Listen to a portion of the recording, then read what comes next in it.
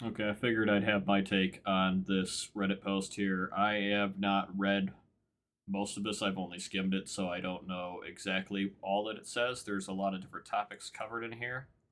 Um, I saw a statement here earlier. What was it? The playfulness takes the front seat and the challenge is secondary. This kind of concerns me because I feel like super hell dives and hell dives are almost always winnable as far as the objective being completed, and there is very few times, less than 10%, where the mission does not get completed and we are out of all of our lives. I feel like the challenge is very light all the way up to, say, Helldive. It is very easy on difficulty 1 through 7 or 8, honestly. I feel like the game only has some challenge on Helldives and Super Helldives. I'm hoping that they don't try to make the game exceptionally easy because I feel like it'll be very stale at that point for me. That having the game feel good versus it being easy are two different things, though. So they've been talking about nerfing and buffing the game, bringing things back to the original form of what the game was intended. I don't really. I think this is all just hearsay. This doesn't really add anything to my opinion here. The update is coming too late. Yeah, I mean, that seems about right. I honestly understand that it should come later than sooner. I would like the next update to not have stability issues because every update has had crash stability or performance stability issues. Right now, despite everybody's negative sentiments about the game, the performance stability and the crash stability is a lot better uh, than it was, say, a month ago. So I've had more playability out of the game. I think any discussions about realism are also silly. It's a video game.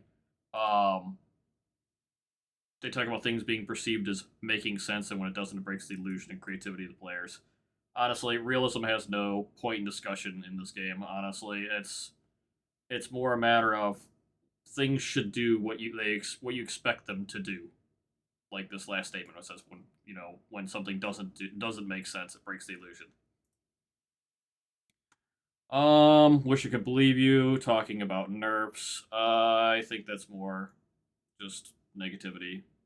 We got nerfs before. We can't trust you. Okay, well, it's unfair to say that a person could never change or development team could never change how they're going to handle things.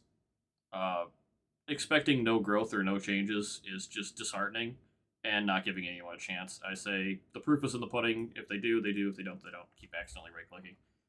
Um, the autocannon and AMR will be effective against chargers. Now that's news to hear because the autocannon and the AMR, I don't know the piercing values of the game because I don't dig into the numbers like that. But I know they didn't have the ability to pierce the heaviest armor in the game, which would be, say, the Bile Titan and Charger shells. Um, if they are able to pierce or do partial damage to a charger from its armored areas, that makes them a lot more viable because as of now, the heavy machine gun, the AMR, and the autocannon are ineffective at the front of a charger, but effective against a lot of other targets and effective underneath a Bile Titan's rear sack. You can actually walk underneath the Bile Titan and pierce damage into the Bile Titan sack.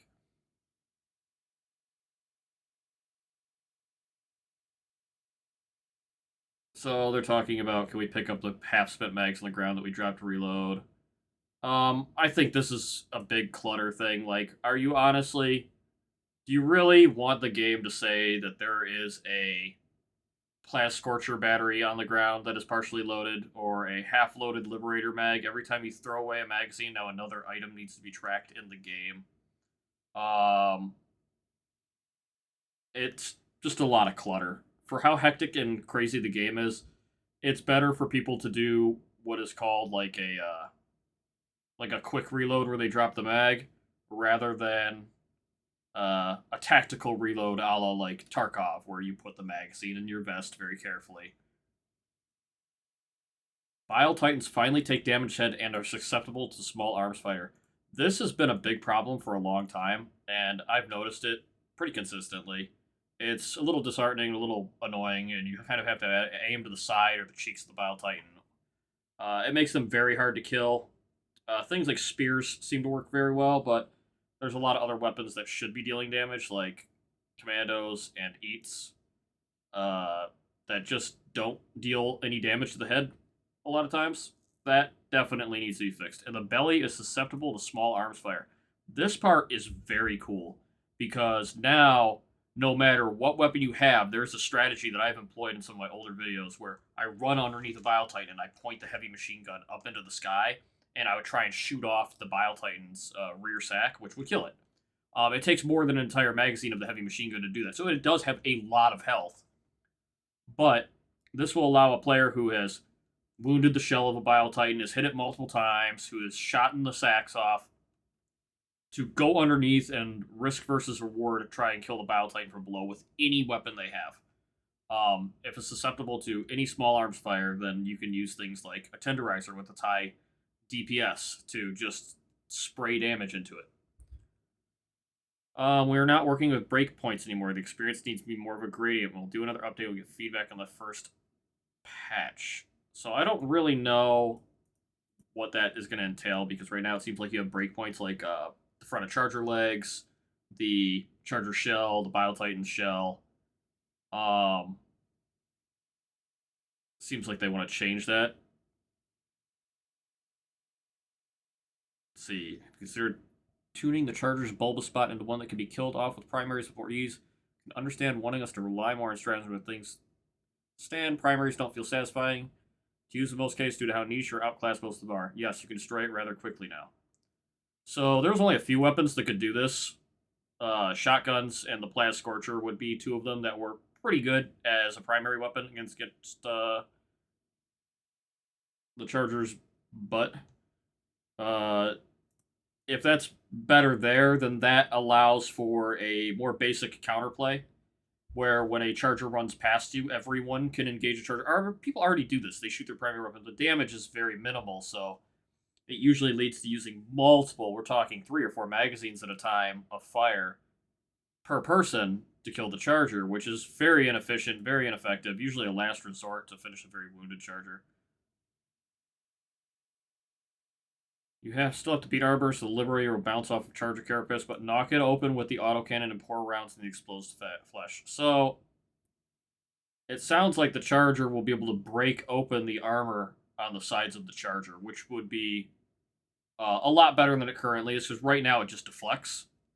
I know the autocannon it's a very balanced weapon in this game. It has the same, I believe, durable damage as direct damage, so the autocannon is very reliable against anything it can penetrate. So that is, chaff enemies, small enemies, medium enemies, hive guards. It can deal damage to the big stuff as well, like factory striders, the underneath the Bile Titans, Hulk eyeballs. So the downside would appear when the autocannon can't pierce something. So the front of a automaton tank, the front of a charger, the side of a charger. Do I feel like the autocannon should be able to do that? In my opinion, I think it would be better if the anti-tank weapons were much more reliable at breaking open the shell.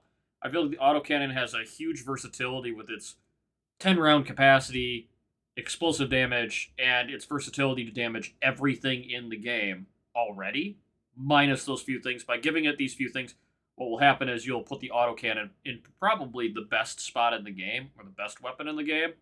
And the general fear of people is when anything is too strong in this game is that it's going to get nerfed. So,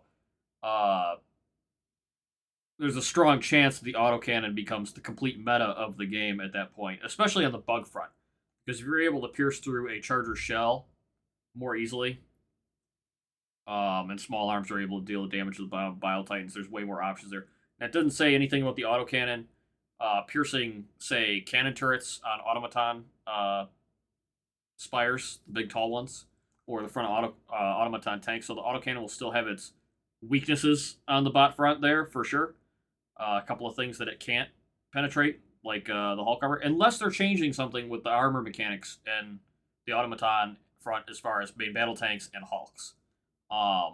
If they're making changes where the autocannon can break open the armor of a charger, possibly the autocannon gets changed so it can break open the armor of a Hulk or deal some partial damage to the front of a tank. I feel like that's still, once again, that makes it have very, very high usability, which puts it in a meta spot for sure. Regarding balance, Things should not OP or underpowered. Yeah.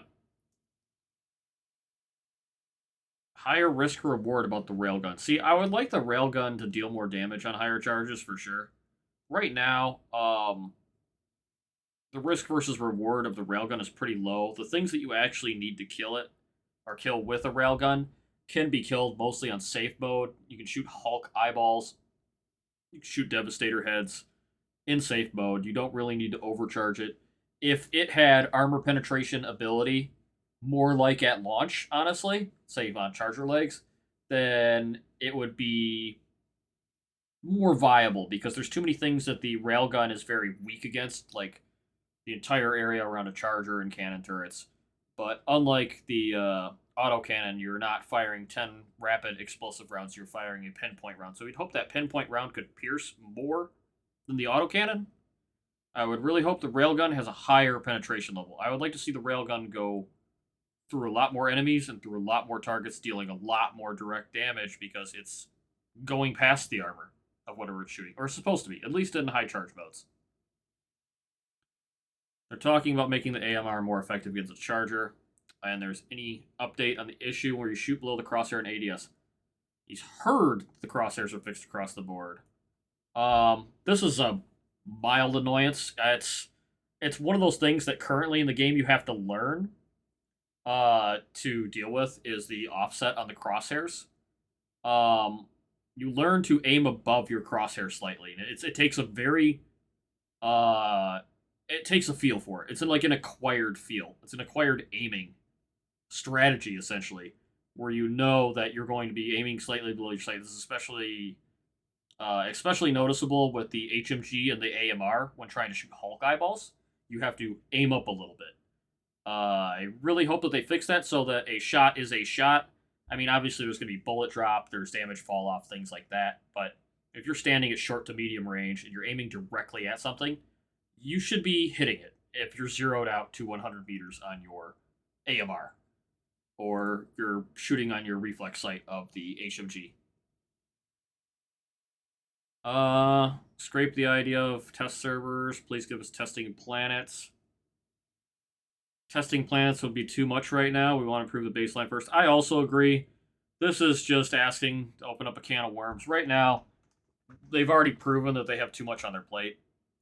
And they're trying to work on technical performance debt, technical stability debt, balance issues, and still push out content. To add a testing planet in the game is adding another layer of complexity to the already, I would argue, overloaded development because there's just too many strings needing to be pulled right now. While testing planets and test ranges are cool, it's probably much better for people to just test things in the actual match, but it's up to them to balance and design and bug fix all weapons and equipment and stratagems before it gets to the player base. We should not be the beta testers for the game, for sure. We have regarding messing up. Now, I would say there's a handful of things. I talked about this in my previous video between Sony, balance issues, launch. It's unfortunate. There's been a lot of little missteps, and not particularly one really is defining. They add up to a sum. So if you can work on things that add up to that sum, you make the game a better game. So they had to work on the connectivity issues, which I think are better. They need to work on the social issues, which are still inconsistent because I've had times where I'm trying to add PS5 players and I still can't add them. They can add me, but I can't add them. It's kind of crazy that still happened after 6 months. It's still not fixed. As far as balance and performance was better, then it got worse, then it got slightly better. As far as balance, it's been all over the place. A stable and consistent update would be very nice and very appreciated. And unless the update comes out like that, people are going to come back, check on the game, realize it's unstable, and then they're going to walk away from it. And that's what we saw with Escalation of Freedom. Is people logged in, we had over 100,000 Helldivers on, and now the daily peaks are 20 to 30,000 players. That's because people came in, checked out Escalation of Freedom, dealt with the new ragdolling and dealt with the drop crashes that were out when the update first came out, and then they stopped playing because the first thing I do when I'm playing a game, doesn't matter what it is, if I play a game and it crashes to desktop while I'm playing it and it is not my fault, it is the game's fault, I stop playing. I close the game. I don't want to reboot it. If it happens multiple times, I go off and I do something else. Uh, this is on PC, by the way. If you're on PS5 and your game crashes, that's the most frustrating experience. The reason why people buy a PS5 and buy a console is so that they can have stability, so that it is plug and play, so it works out of the box. When the game is that unstable that it crashes a PlayStation client, that is just unfortunate and sad and frustrating for pretty much everyone. It goes totally against the whole point of owning a console. PCs are a lot less stable, and you have a lot more factors, but sometimes it truly is just the game. And with the crash drop fix um, that happened earlier, it alleviated the biggest crash issue after Escalation of Freedom. I have not dropped, or I have not crashed on drop since the last hotfix. I think it was 2 hotfixes ago. Any news regarding ragdolling? Small patch to reduce the AoE sizes of ragdolls in some enemies, but every enemy that was released since post-release can ragdoll quite hard. So what they did is 2 things. They made the Impaler ragdolling, when hit by the tentacle, weaker. When the tentacle erupts out of the ground, it is still an instant kill. They made the light rockets weaker. Light rockets are the ones that are fired by the tiny skeleton guys, by rocket devastators. It is not the new rockets. It's not the barrage tank. It's not the scout striders. Those ones are brand new. The rocket collision is enormous. The ragdoll is enormous.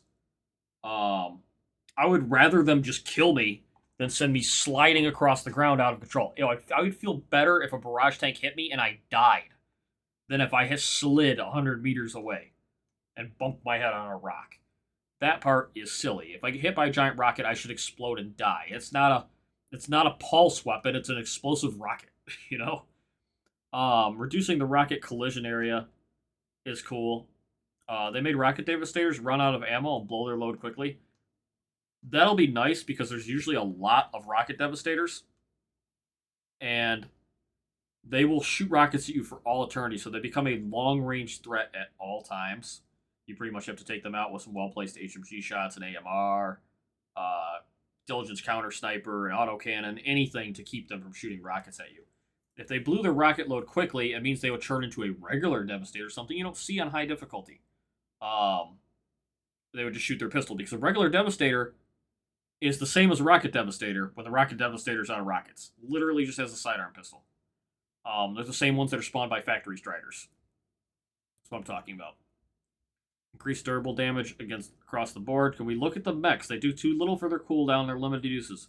Agree with mechs, but not for the next patch. Kind of disappointed with that. Mechs came out, and mechs were very strong because there weren't impalers on the bug front.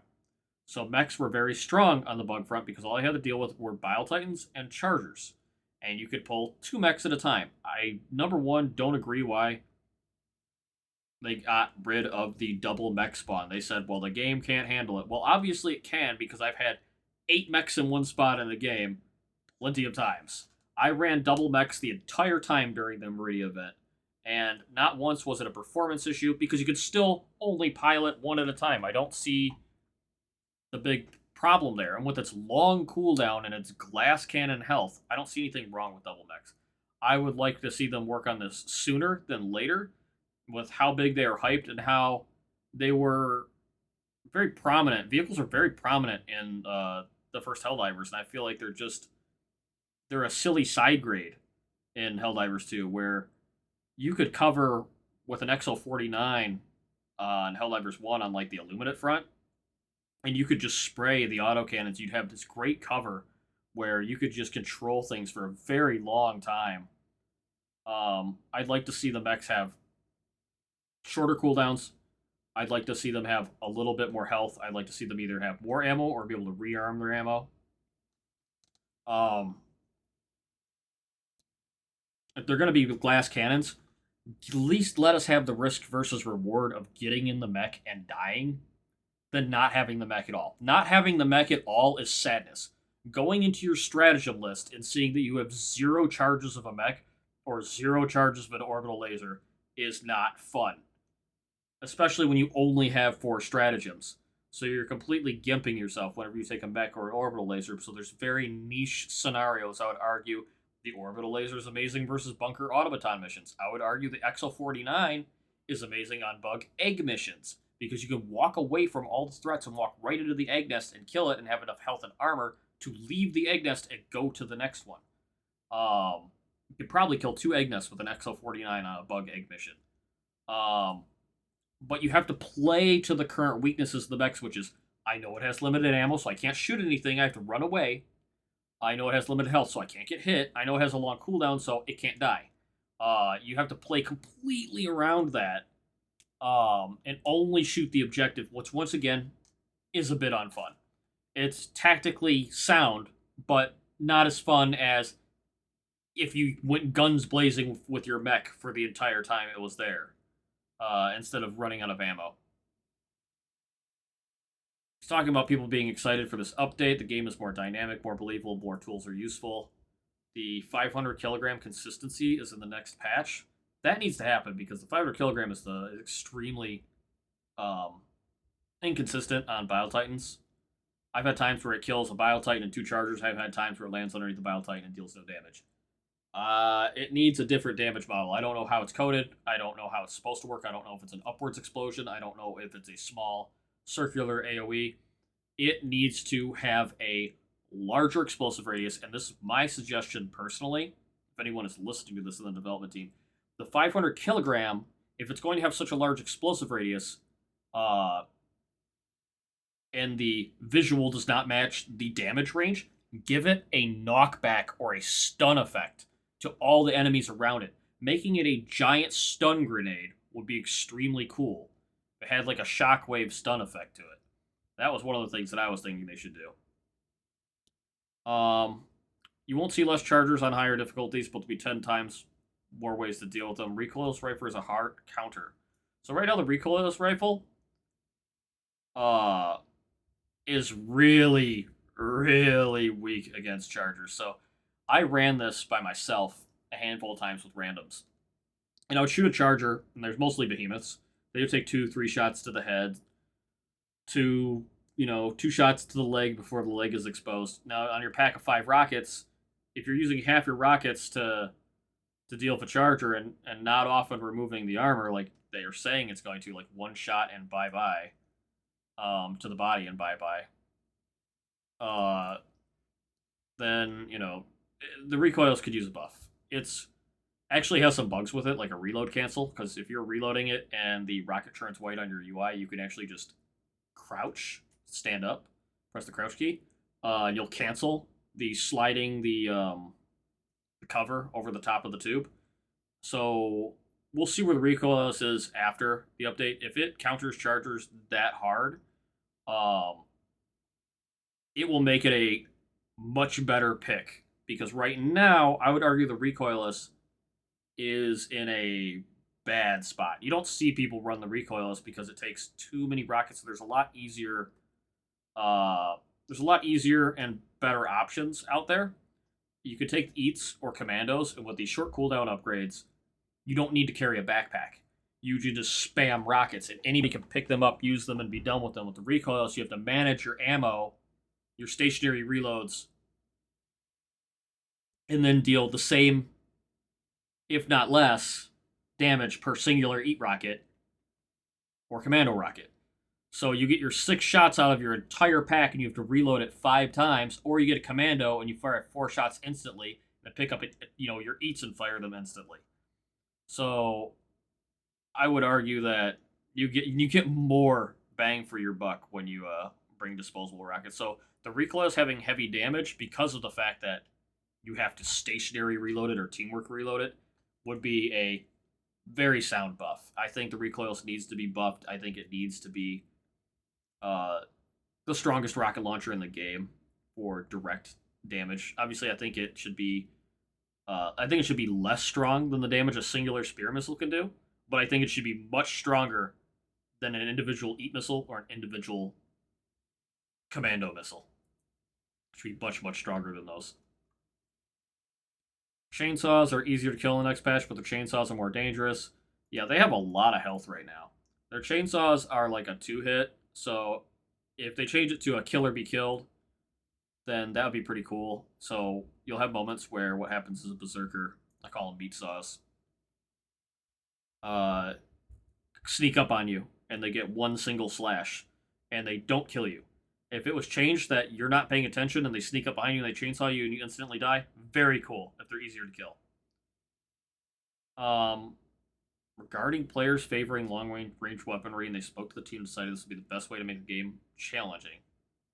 Not really sure what that means. I know there's a lot of long range gameplay in the game from the Helldiver side. Um, Long range damage included like the AMR, the HMG turret, spear, and the railgun commando on fabricators from afar. There's a lot of things that work for long range, but it only works in specific biomes where you have visibility. And because so many planets don't have visibility, those tactics don't always work. For example, you aren't standing on a hill on Tarsh and killing fabricators because you're in the woods. When you're on like Akamar or any other foggy, craggy planet, you can't be sniping long range or seeing the bases from afar. Be careful what you wish for flamethrower drone. Cool. Think that would be great for murdering my teammates. I would love it.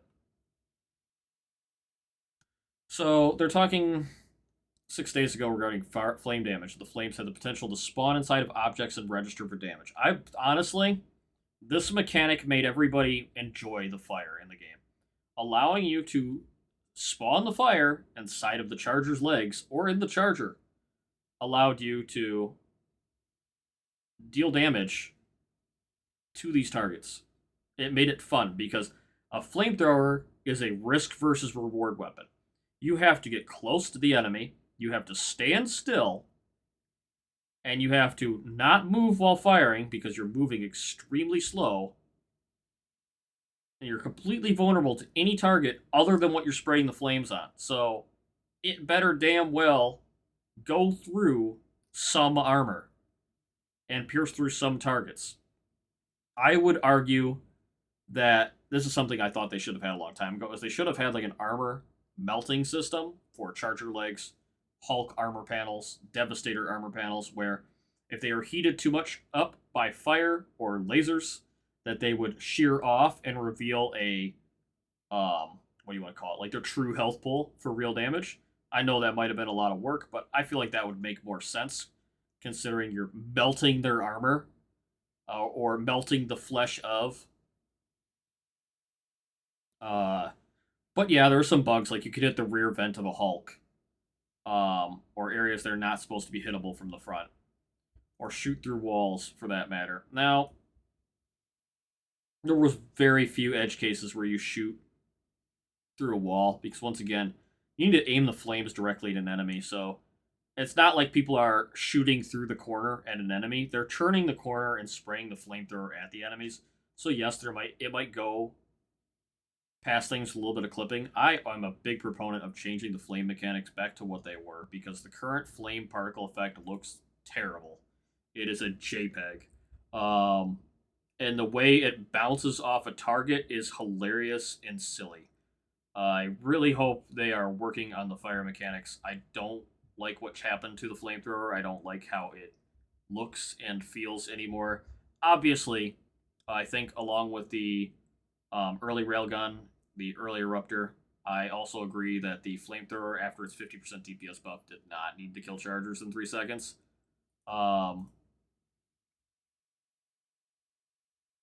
So the change of the charger had to do with the hitbox of the weak point getting desynced and protruding beyond the armored parts. There were the solutions to make it more predictable, but the visual fidelity did not hold up.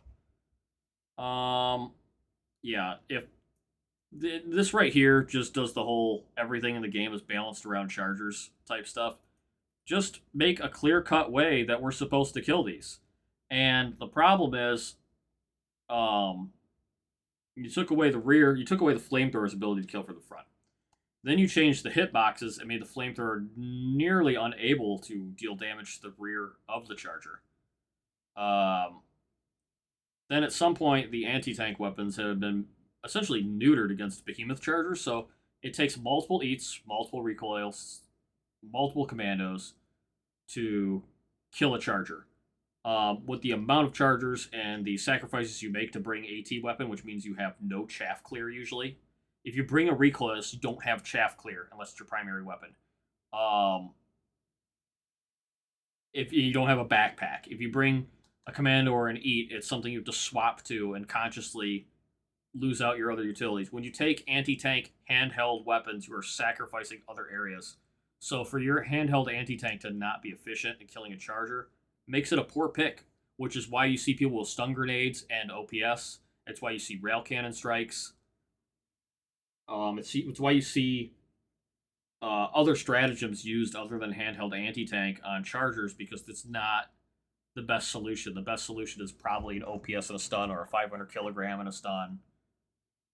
Or a spear missile from very far away. The dumbfire rockets kind of suck at killing chargers, and I want to see them be a lot stronger, especially the recoilless, which it sounds like they're going to have. Now, I am hopeful for this next update. I don't want this to sound like this is some big negative rant. This is my honest opinions on balance. I want the game to be difficult on Helldive. I want the game to be difficult on Super Helldives. When they talk about the game, where playfulness takes the front seat and challenge is secondary, I mean, I think there's a place for both. I really do. I think that you need to tune the highest difficulties of the game, albeit, Helldives and Super Helldives, to a much higher level than the rest of the game. So that there is a place for veteran players to feel challenged by the gameplay alone, uh, even if there's no progression. A challenging mission for the sake of being challenging. I would be a fan of a difficulty 11, 12, 13 that are explicitly hardcore difficulties that casual quick match games struggle to complete. I would be a huge fan of that. Say even with even more modifiers or even more enemies or even more bases or double fortresses, something crazy. Or shorter time limits, something that makes the game very difficult. Like, for example, Deep Rock Galactic has its deep dives that they play much differently, I feel like, than the rest of the game. And they're there for the experienced Deep Rock players to play. And I feel like Helldivers needs a place for those experienced veteran players. And I am one of them. I've played a fair amount of Helldivers. I am still over 700 hours in the game. And that's not 700 hours of mission time. It's probably only 600 or so. But I don't want the game to get too easy. I feel like the win rate is extremely high right now, and I still want a place to be challenged by the game where I can showcase playing that challenging part of the game. Now, if the game feels better for everybody to play, that's great, but there still needs to be a part of the game where the enemy count is very high and the gameplay is very chaotic. I don't want it to get watered down and too easy for the sake of pandering to everybody feeling like every weapon is perfect. I want a special area for challenging gameplay to still exist in the scope of the game. That's my personal opinion. So, feel free to leave a comment. Feel free to subscribe. I'm going to be posting more Super Helldives all the way, probably up to whenever this update is. I've got a sticky post in my Discord that shows when these 60 days started, how many days it's been. I keep editing every day just to give people a reminder of how long it's been.